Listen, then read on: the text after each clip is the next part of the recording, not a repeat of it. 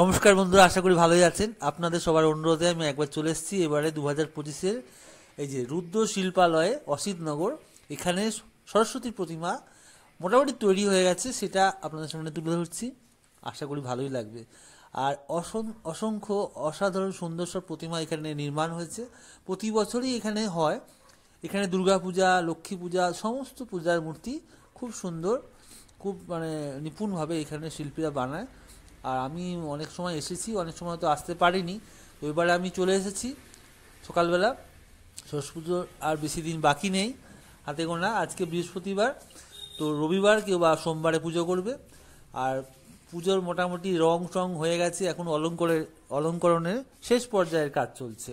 যাই হোক বন্ধুরা, এই ভিডিওটা আপনাদের খুব ভালো লাগবে, কারণ প্রতিমার রং হয়ে গেছে, তো তা প্রতিমার একটা আকর্ষণ আলাদা, চোখ মুখগুলো সুন্দর করে ফুটিয়ে তোলা হয়েছে। দারুণ লাগছে, আমার তো খুব খুব ভালো লাগছে। মনের মধ্যে সেই ছোটোবেলার অনুভূতিগুলো যেন ফিরে আসছে। আমরা যখন ছোট ছিলাম তখন সরস্বতী পুজোর জন্য আমরা কিভাবে স্কুল থেকে বাড়ি এসে পুজোর প্রস্তুতি নিতাম।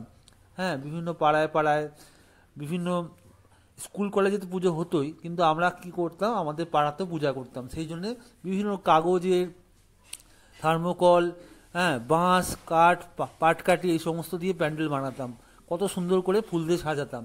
তো আপনাদের যদি সেরকম কোনো অভিজ্ঞতা থাকে অবশ্যই শেয়ার করবেন, জানাবেন। আর এই ভিডিওটা আপনাদের কেমন লাগলো? এটা হচ্ছে ডিব্রুগড় অসিতনগর রুদ্র শিল্পালয়। এই শিল্পী প্রচুর কাজ করেন, আর এই শিল্পীর সত্যি শিল্পকলা খুবই অসাধারণ সুন্দর। তো এই শিল্পী অনেকটা আগেই এই মূর্তিগুলো বানিয়ে ফেলেছে, রং টং করেছে। ওয়েদার ভালো না, বাইরে খুব বৃষ্টি।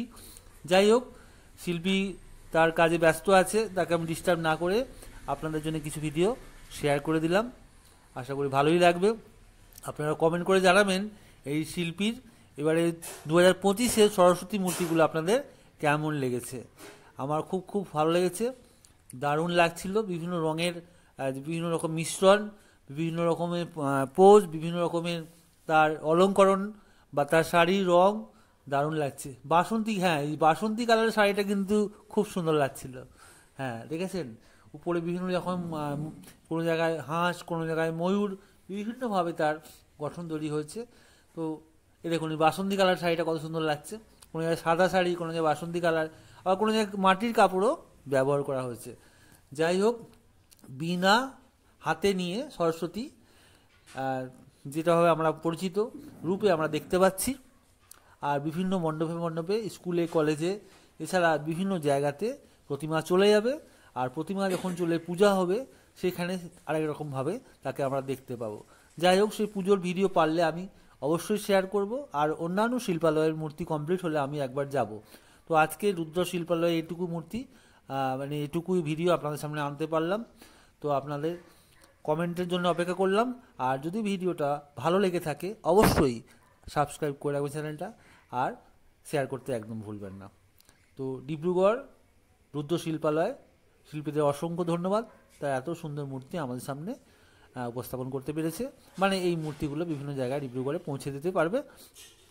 ধন্যবাদ সবাইকে, সবাই অনেক ভালো থাকুন। আর সরস্বতী পুজোর দিনগুলো মানে যে দুটো দিন আছে, কেউ সানডে কে মানডে, ভালো করে উপভোগ করুন। আর পূজার অঞ্জলি দিন, প্রসাদ খান, একটু ঘোরাফেরা করুন, ভালো থাকুন। তো আজকের মতো বন্ধু এইটুকুই, টাটা, আবার পরে দেখা হবে।